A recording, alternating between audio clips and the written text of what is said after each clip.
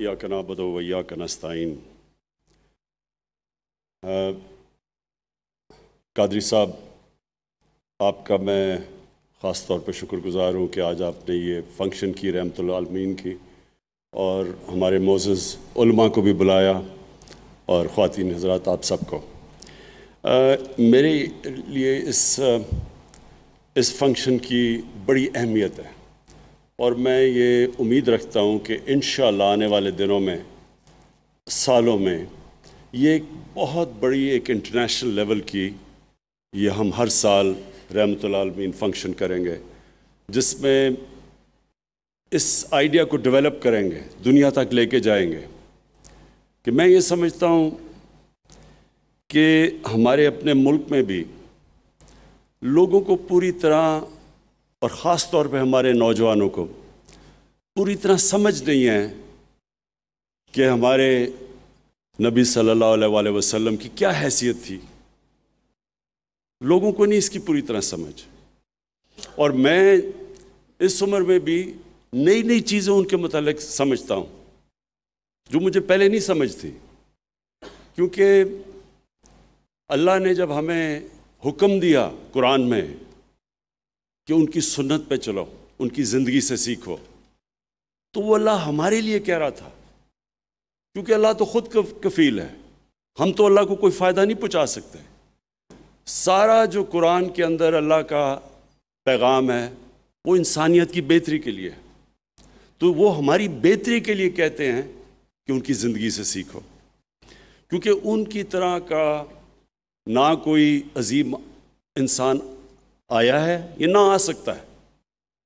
किसी ने वो अचीव नहीं किया दुनिया में जो एक इंसान ने किया। चाहे आप मुसलमान हो, मुसलमान यानी इस्लाम को माने या ना माने, जो अचीवमेंट एक इंसान हमारे नबी सल्लल्लाहु अलैहि वसल्लम की है, वो कोई दुनिया में इंसान ने नहीं की और ना कर सकता है। इसके ऊपर मगरिब में बड़ी किताबें लिखी हुई हैं। एक है माइकल हार्ट या कि 100 ग्रेटेस्ट मैन, उसमें नंबर 1, 100 ग्रेटेस्ट मैन में नंबर 1 वो उनको क्यों कहते हैं कि वो सबसे ग्रेटेस्ट इंसान थे? क्योंकि किसी ने वो चीज़ की नहीं। जो अचीवमेंट्स एक इंसान ने की थी वो दुनिया की तारीख का हिस्सा है। और जितनी जितनी आप उनकी ज़िंदगी के ऊपर पढ़ते जाएंगे, आप रियलाइज़ करेंगे कि वो कितना बड़ा उनका मुकाम था और उससे हम क्या सीख सकते हैं। इसलिए अल्लाह ने हमें हुक्म दिया था। तो एक तो मैं पहले शुरू करूँ ये माहौलियात पे, तो उनकी एक हदीस थी कि इस दुनिया, अगली दुनिया के लिए इस तरह रहो कि आपने कल मर जाना है, लेकिन इस दुनिया के लिए इस तरह रहो कि आपने 1000 साल ज़िंदा रहना है। अब जितनी भी आप इसकी गहराई में जाएंगे, आपको समझ आएगी कि आज दुनिया के मसले मसाइल इसी चीज़ में फंसे हुए हैं कि हमने आगे का सोचा ही नहीं। यानी हम दुनिया में इस तरह रहे कि हमारे बाद हमारी आने वाली नस्लों की हमने फिक्र ही नहीं की। ये जो क्लाइमेट चेंज है, मौसम की तब्दीली है, ये क्यों हो रही है? क्योंकि इंसान दुनिया में इस तरह नहीं रह रहा कि वो सोचो कि आने वाली नस्लों को किस तरह की हमने दुनिया देनी है। और इसके अलावा भी जो दरख्त, तो ये तो एक ऐसी चीज़ है कि वो तो सबको समझ है कि बिल्कुल एक ज़मीन बदल जाती है जब जिधर ज़्यादा दरख्त हो, साफ़ हवा, तो सब कुछ पता है। लेकिन उसके अलावा ये जो ग्लोबल वार्मिंग है, जो मौसम गर्म हो रहा है, इसके जो असरात हैं वो तो बहुत बुरे असरात हैं, ख़ास तौर पे हमारे इस खत्ते के लिए। क्योंकि हमारा दरियाओं में पानी आता है ग्लेशियर से, और जैसे जैसे मौसम गर्म होता जाएगा ग्लेशियर्स पिघलते जाएंगे। तो आगे अगर इसी तरह चलता रहा तो आगे ऐसा टाइम आएगा कि हमारे दरियाओं में पानी बहुत कम हो जाएगा। तो इसलिए ये जो उनकी, मैं तो एक ही हदीस की बात कर रहा हूँ, लेकिन आप जितनी भी उनकी ज़िंदगी को स्टडी करेंगे उसमें आपको नज़र आएगा कि एक इंसान जो अल्लाह ने भेजा था, उसने सारी दुनिया को कैसे तब्दील किया, उसके अंदर क्या क्वालिटीज़ थी, उनका कैरेक्टर क्या था। उनको देख देख के लोग लीडर बन गए। एक अंग्रेज़ी की किताब है द अरब कॉन्क्वेस्ट, اس کے اندر وہ یہ بتاتے ہیں کہ جب وہ اس زمین سے پردہ کر گئے تو اس کبھی بھی اتنے تھوڑے وقت میں اتنے عظیم انسان دنیا میں نہیں آئے. جو اٹھتا تھا وہ ایک عظیم انسان بن جاتا تھا، کیونکہ وہ ان کو دیکھ کے لوگ لیڈر بن گئے. حضرت عمر نے جب فیصلہ کیا کہ خالد بن ولید کو سپہ سالار سے ہٹانے کا، آپ سوچیں خالد بن ولید جیسا کوئی دنیا میں سپہ سالار آیا ہی نہیں، وہ کوئی جنگ ہی نہیں ہارے، اور وہ جو جنگ جیتتے تھے، جو خاص طور پہ جو رومنز کے اگینسٹ وہ جیتے، جو بیزنٹائن ایمپائر تھا، وہ ایک دنیا کی کلاسک جنگ ہے کہ تھوڑے سے لوگ، ان کے ہتھیار بھی بہتر، لوگ بھی زیادہ، سپر پاور بھی، تو وہ ایک جینیس تھے، ملٹری جینیس تھے. اس کے باوجود حضرت عمر نے انہیں کہا، ان کو ہٹا دیا سپہ سالار ہونے سے. اور حضرت عمر نے یہ کہا کہ میں یہ دنیا کو بتانا چاہتا ہوں کہ اگر ہم سب سے بہترین بھی دنیا کا سپہ سالار ہٹا دیں، لیکن ایمان کی اتنی قوت ہے کہ جو بھی آئے گا وہ جیتے گا، اور جیتے لوگ. جو بھی آیا وہ ایک لیڈر بن گیا، اور وہ بڑے بڑے جنرلز بن گئے. تو ان کی زندگی سے سیکھنا، کیا ان کی صفتیں تھیں، کس طرح انہوں نے مائنورٹیز، اقلیتوں سے کس طرح وہ ڈیل کیا، باقی مذہبوں سے وہ کیسے ڈیل کیا، غلاموں سے کیسے ڈیل کیا، اپنی خواتین سے کیسے ڈیل کیا، یہ ساری چیزیں، ہر چیز میں انقلاب تھا. اور ان کا جو آخری خطبہ تھا، آج آپ یونائٹڈ نیشنز کا چارٹر پڑھ لیں، اس سے ملتا ہے بالکل. یعنی وہ ہمیشہ کے لیے ان کی باتیں تھیں، اور وہ ہمیشہ کے لیے انسانیت کی بہتری کے لیے تھی. تو اس لیے ہم نے فیصلہ کیا ہے کہ 7، 8 اور 9 کلاسز میں، ہر سکول میں پاکستان میں ہم یہ قانون پاس کریں گے کہ 7، 8 اور 9 کلاس میں ان کی زندگی بچوں کو پڑھائی جائے.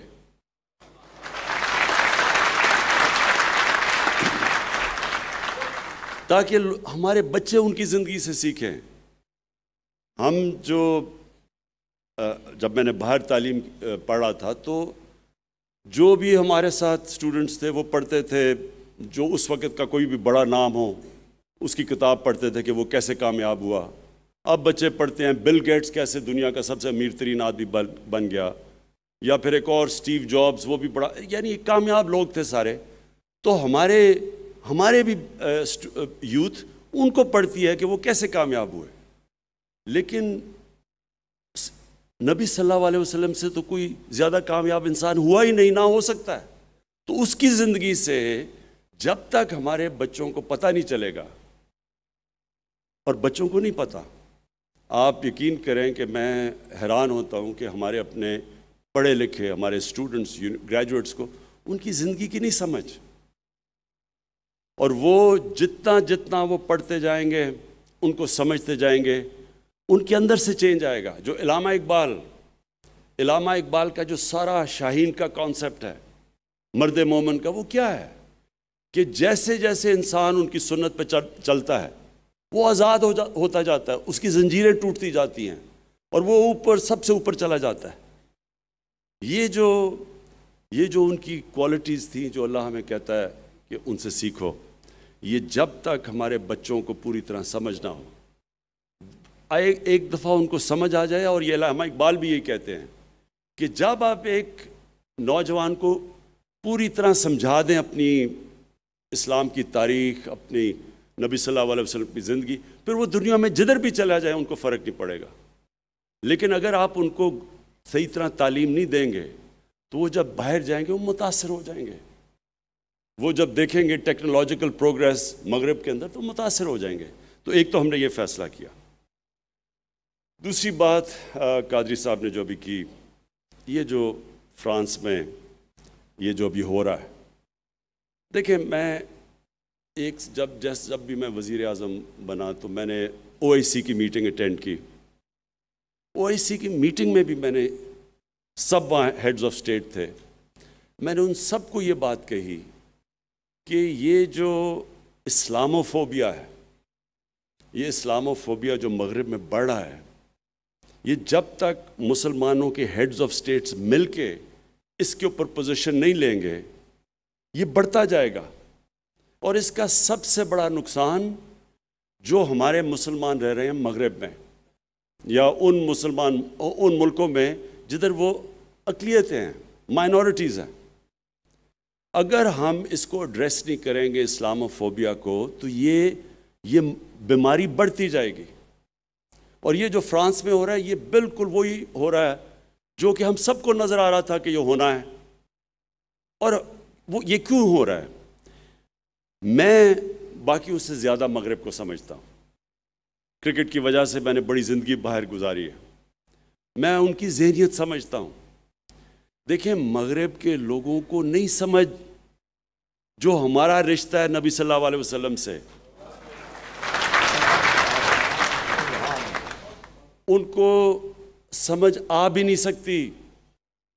وہ اس لیے نہیں آ سکتی کہ ان کے جو مسیح برادری ہے، ان کے وہ جو حضرت عیسیٰ سے جو ان کا عقیدہ ہے، اور پھر یہودیوں کا بھی، وہ ان کی وہاں میڈیا کے اوپر یا جس طرح ان کے اوپر وہ گفتگو کرتے ہیں، وہ ادب نہیں ہے جو ہمارے میں ہے. ہم حضرت عیسیٰ، حضرت موسیٰ، ہم سارے اللہ کے پیغمبروں، ہم ان سے بڑی ادب سے ان کا نام لیتے ہیں. وہاں یہ نہیں ہے چیز. میں جب 18 سال کا گیا وہاں پہلی دفعہ، تو مزاحیہ فلمیں بنی ہوئی تھی اللہ کے پیغمبروں کے اوپر، حضرت عیسیٰ کے اوپر، اور وہ اس کو برا نہیں سمجھتے تھے. تو میں حیران ہوتا تھا دیکھ کے. فلمیں انہوں نے بنائی ہوئی ہیں جو کہ بے حرمتی کرتی ہیں حضرت عیسیٰ کی، لیکن وہاں اس طرح ریاکشن نہیں آتا.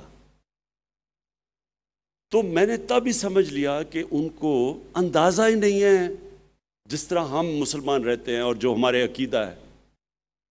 اس لیے ہوا کیا، پہلا ایک سلمان رشدی نے آج سے 30 سال پہلے کتاب لکھی، مسلمان دنیا میں بالکل ٹھیک جائز شور میں چاہ. سلمان رشدی کو پتا تھا کہ مسلمانوں کو تکلیف ہوگی، کیونکہ وہ تو ہندوستان میں مسلمان گھر میں پیدا ہوا تھا.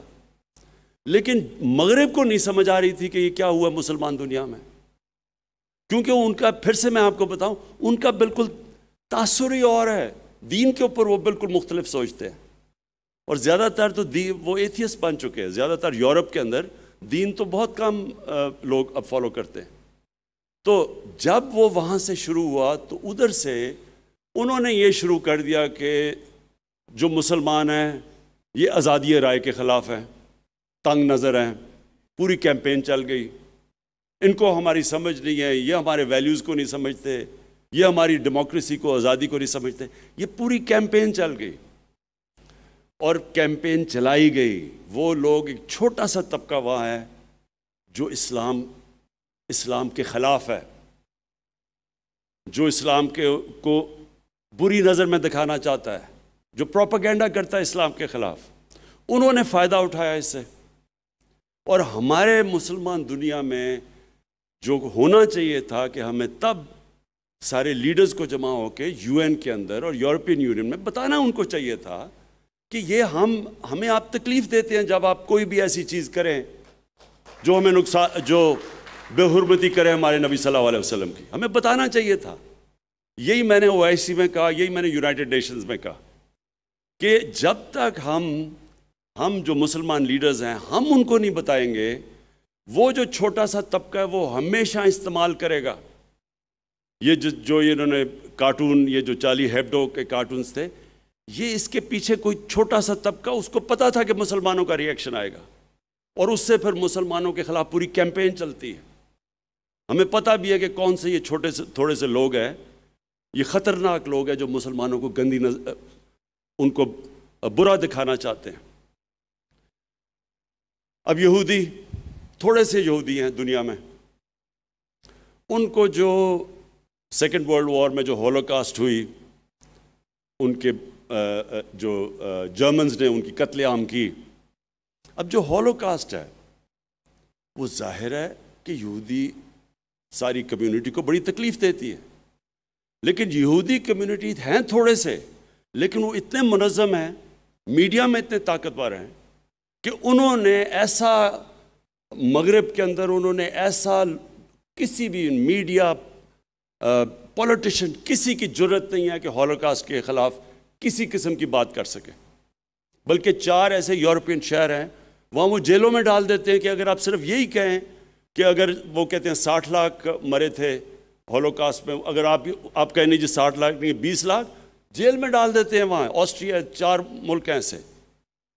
تو میں یہ سمجھتا ہوں کہ اگر کسی بھی ہیومن کمیونٹی کو تکلیف ہوتی ہے کسی چیز سے تو ہمیں وہ نہیں کرنا چاہیے۔ یہی تو رحمت العالمین کہتے تھے، یہ ہمارے نبی صلی اللہ علیہ وسلم، بلکہ قرآن کے اندر ہے کہ دوسروں کی عبادت گاہوں کی حفاظت کرو، اور جو ان کے لیے ایسی شخصیت جو ان کے لیے سیکرڈ ہیں ان کو کوئی خلاف ان کے بات نہ کرو۔ یہ تو ہمارے نبی صلی اللہ علیہ وسلم کہتے تھے۔ تو وہ ہمیں بھی یہ کرنا چاہیے کہ کوئی بھی کسی کمیونٹی کو چیز تکلیف دیتی ہے اس پہ بات نہیں کرنی چاہیے۔ تو یہودیوں نے ایسی ان کے اندر یونٹی اور انہوں نے ایسی کیمپین چلائی کہ کہیں بھی آج آپ مغرب کے اندر بات ہی نہیں کر سکتے کسی قسم کی، مثلا آپ کو سوچ بھی نہیں سکتا کہ کوئی مزاحیہ چیز کر دے ہولوکاسٹ کے خلاف۔ تو ہم 1.25 ارب انسان ہیں دنیا میں، ہم یہ کیوں نہیں کر سکے؟ اور مجھے افسوس سے کہنا پڑتا ہے کہ اس کا ایک بہت بڑا فیلئر ہماری مسلمانوں کی لیڈرشپ پہ۔ انشاءاللہ ہم پوری کوشش کریں گے، میں اپنی پوری کیمپین کروں گا، میں باقی لیڈر سے رابطے کروں گا، اور میں آپ کو یقین دلاتا ہوں کہ اگر ہم سب مل کے ان کو یہ سمجھا دیں کہ ہمارے لیے ہمارے کتنے مسلمان پچھلے 30 سال میں شہید ہوئے ہیں، لاکھوں، بلکہ کتنے، افغانستان دیکھ لیں، سیریا دیکھ لیں، عراق دیکھ لیں، جتنا مسلمانوں کا خون ہوا ہے پچھلے 30 سالوں میں، اور اس کی ہمیں تکلیف ہے، لیکن کوئی تکلیف مقابلہ نہیں کر سکتی جب ہمارے نبی صلی اللہ علیہ وسلم کے خلاف کوئی بھی ان کی بے حرمتی کرتا ہے، کوئی اس کا مقابلہ نہیں کرتا۔ اور یہ ہمیں ان کو سمجھانا چاہیے، ان کو نہیں سمجھ ابھی تک۔ اور میں یہ سمجھتا ہوں کہ ہم انشاءاللہ پاکستان اس میں لیڈ لے گا۔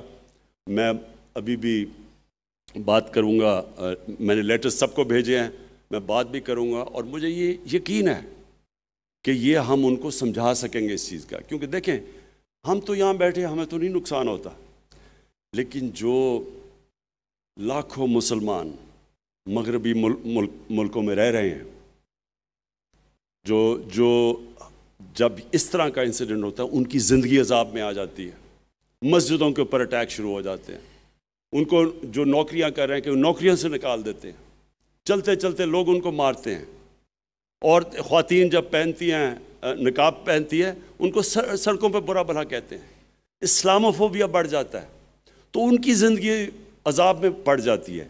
اس لیے ضروری ہے کہ ہم سارے مسلمانوں کے ہیڈز آف اسٹیٹ، مغربی لیڈرز کو، یورپین یونین کو، یونائٹڈ نیشنز کو، ان سب کو سمجھائیں کہ دیکھیں ہم بھی فریڈم آف سپیچ میں مانتے ہیں، لیکن فریڈم آف سپیچ کی لمٹ ہے۔ آپ کسی کو تکلیف نہیں پہنچا سکتے اس کے نام پہ، اور خاص طور پہ یہ جو جب آپ کارٹون بناتے ہیں تو یہ فریڈم آف سپیچ نہیں ہے، یہ تو